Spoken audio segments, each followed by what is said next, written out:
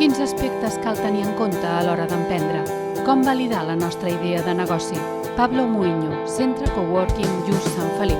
Per validar la nostra idea de negoci hauríem de començar per radiografiar la idea i veure si realment és una oportunitat, a veure les necessitats que cobreix, quina és la nostra competència, quina quota de mercat podem aconseguir, etc. El segon pas és avaluar l'equip de treball que formem. Segurament treballarem amb molta gent al projecte, quines són les experiències i competències que aporten totes les persones de l'equip, les motivacions i fins i tot la dinàmica de treball que portarem a terme en aquest moment inicial, però també posteriorment. Ser conscients dels recursos amb què comptem, recursos des d'econòmics a inversions que haurem de realitzar i també recursos crítics, aquells recursos que sense ells no podem desenvolupar aquesta idea innovadora, perquè si no es donen no podem portar-la endavant. Què és el primer que ha d'analitzar una persona emprenedora per definir el model de negoci? Cristina Serradell. El primer pas seria, doncs, identificar una problemàtica que ja aquests clients tinguin per tal de pensar en quina solució els hi oferim. I el molt important que ha de fer un emprenedor és parlar amb aquests clients. És a dir, el model de negoci no es pot definir des de l'oficina, damunt d'un paper i amb estudis de mercat.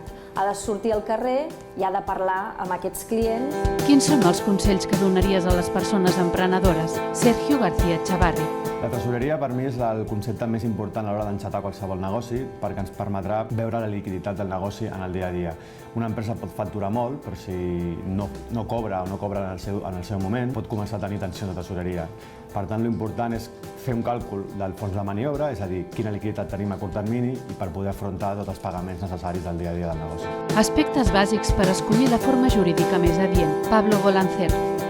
No es poden establir uns criteris generals ja que cadascuna de les empreses tenen unes característiques diferents. Llavors, haurem d'estudiar cada cas concret. En aquest cas, haurem d'estudiar la responsabilitat, és a dir, dels empresaris o promotors, també el tipus d'activitat que exerciran i també les necessitats econòmiques. Quins són els principals instruments de finançament? Helena Casas. Actualment hi ha diferents eines i entitats que estan al servei per demanar finançament pels emprenedors. Per una banda hi ha els préstecs, que són entitats que presten diners, que a canvi d'un interès es retorna també al capital. També estan els microcrèdits, que en aquest cas són préstecs per persones que no poden sol·licitar préstecs normals a l'entitat bancària que no disposen d'avals o garanties. També estan els préstecs participatius, que són instruments de finançament on es presten els diners i es cobren uns interessos i el retorn de capital va en funció de l'evolució del projecte. La participació en capital, que serien préstecs que el que fan és una part del capital de l'empresa, el té l'empresa, l'entitat que presta els diners. Després hi ha les pòlisses de crèdit, que són instruments financers que permeten disposar de capital que es vagi retornant amb un interès pactat i que es va tornant en funció del capital que es disposa, que és finançament ja més a curt termini. Troba tots els consells per emprendre al web xarxaemprèn.gencat.cat. Catalunya Emprèn, Generalitat de Catalunya.